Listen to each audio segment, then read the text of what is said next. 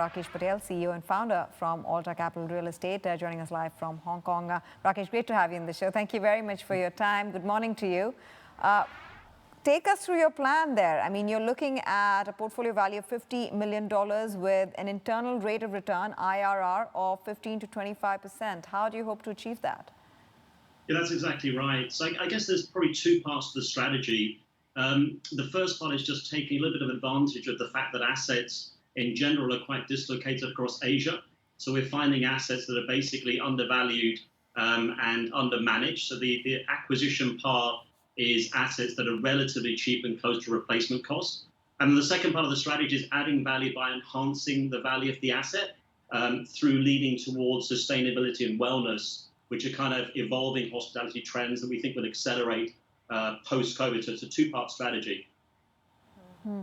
What about finding a value in this market, especially in real estate? Because, you know, what we're seeing is really a tale of two cities where the residential part is doing well, but your focus is really in the hospitality domain. And a lot of that sector is really muddling through in the wake of this pandemic. Yeah. Well, look, we're very much involved in what is regarded as being the higher beta end of real estate. So if you like, the opposite end to office and logistics, if you like. The higher beta end means, of course, when things are tough, you know, things will fall quite sharply. So we feel there's a bigger opportunity in that end of the market rather than the residential end. You're absolutely right. You know, with 9 months now of kind of paralyzed global travel, the cash flow levels at hospitality are relatively low and modest. We kind of feel that that trend in terms of low travel will remain for another 6 to 12 months. And therefore, that's the space we want to be involved in terms of looking for opportunities.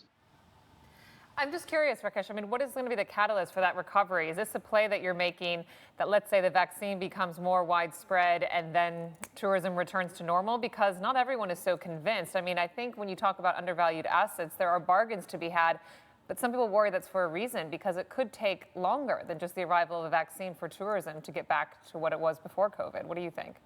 You're absolutely right. So the reality actually is I think it's going to take a while for travel to recover. But there's two parts of travel. There's domestic travel and then international travel. I think domestic travel is already recovering. So you just look at the Chinese travel over the Golden Week was actually already pretty strong anyway. International travel will link things like vaccines, etc., but also customer sentiment will have to improve. Our general thesis is that actually international travel doesn't return to normalized levels until 2022, 2023. So it's going to be a while longer before sentiment does improve. But from our acquisition strategy, we acquire in 2021, reposition after that, if you like, and then get ready for recovery in travel, global travel, by 2023.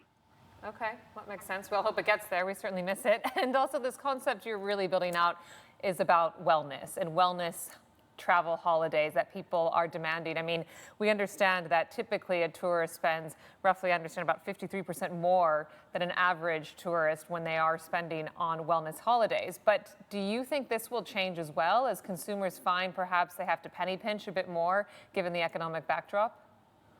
If anything, the trend for wellness was actually already in place pre-COVID. We actually believe it will accelerate post-COVID, right? So people's awareness of mental health, physical health, immunity levels, I think will actually accelerate post-COVID. I think people will be searching for solutions, if you like, and experiences that encompass wellness in terms of what they do. So I think if anything, it accelerates post-COVID. Already the growth rates for wellness are probably around 30% per annum, and we think that'll pick up from there. We're also very keen on the sustainability space. So the reality there is more and more people are looking to stay in green accommodation, and all the properties we acquire and refit and renovate, redevelop will be also sustainable by various benchmarking. So this wellness sustainability trend is strong, and I think COVID, if anything, makes the trend stronger and accelerates it. Right. How realistic is the target of a return of between 15 to 25% in the current environment, in a low interest rate environment, Rakesh, where a large part of this business does deal with linking up with debt, which is pretty cheap in this market? That's right. Look, if you look at the IRR breakdown, it's driven obviously a lot by the acquisition price. And therefore, if we're buying assets at a cheaper rate than normal, that's going to help drive the IRR. The other thing is the enhancement of the assets. We're not just buying the asset and hoping for a recovery. We're going to enhance value through the repositioning for wellness sustainability. So there are two parts that drive the IRR.